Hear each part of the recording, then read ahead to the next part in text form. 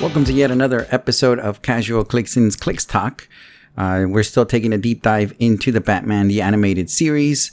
Today featuring the lowly. He may be lonely for all I know. I don't know anything about his personal life. But this is the lowly henchman, suited henchman, at 5 points with the underworld team ability. There's a few things actually, believe it or not, even though this is a 5-point character, there's several things that I actually wanted to touch up on regarding the henchman. The first one is the henchman's design. Not necessarily just this one, but I'm talking about in the animated series as well. You haven't had a chance to see the animated series. Of course, the henchmen usually are created or drawn in a way to match the design of the main villain that they're henching for. One of the more recent ones, for example, where I was watching the henchmen help out the main culprit, they were wearing they were wearing turquoise fur coats.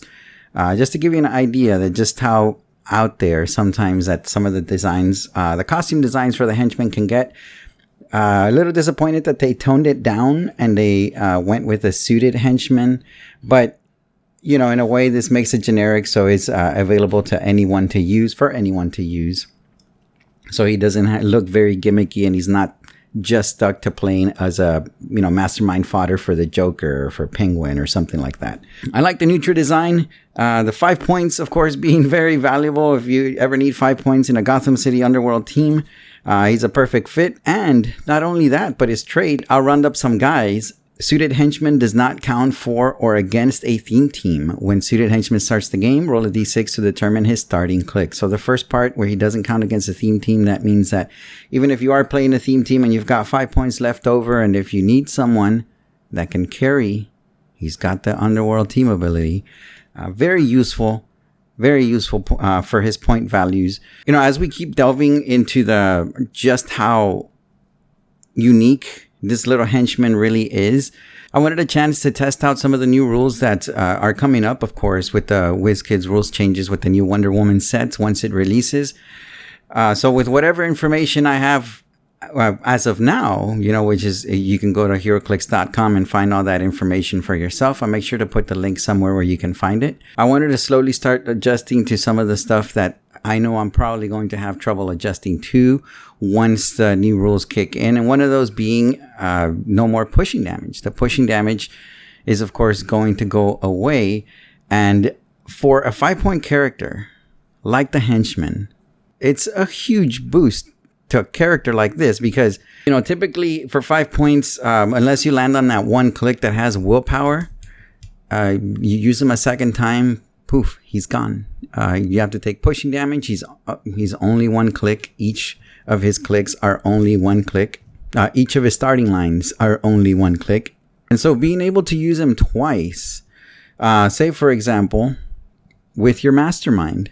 So having the Underworld team ability, of course, allows him to carry your mastermind, of course, with you. Your mastermind may have running shot, or, sometimes moving is the best option that you can do with your mastermind. And this leaves the poor little lowly henchman behind. Doesn't really give you an option if you're going to want to move him so he can catch up to his mastermind, his masterminder, and actually be able to work as effectively if it weren't for that pushing damage going away.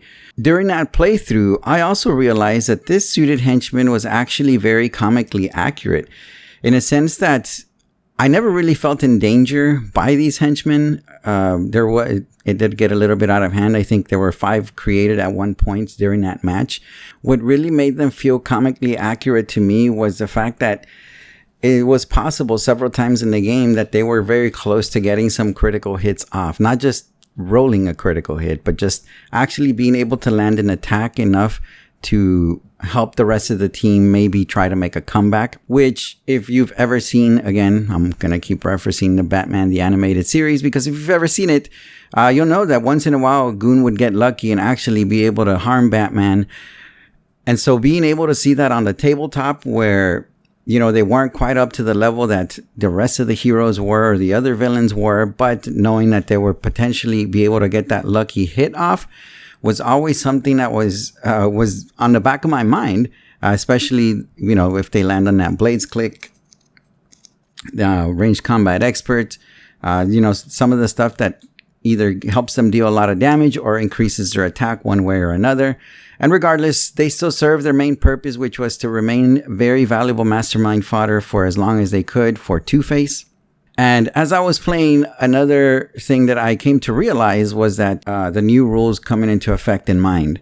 And during this game, I found myself wanting more actions because when I had 5 on the table on top of the team that I already brought in.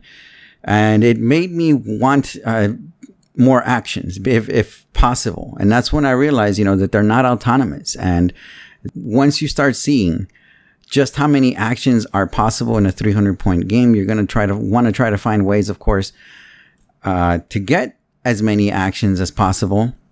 And that's where the autonomous damage symbol or the autonomous attack symbol puts them slightly over the edge. Unfortunately, they don't have it.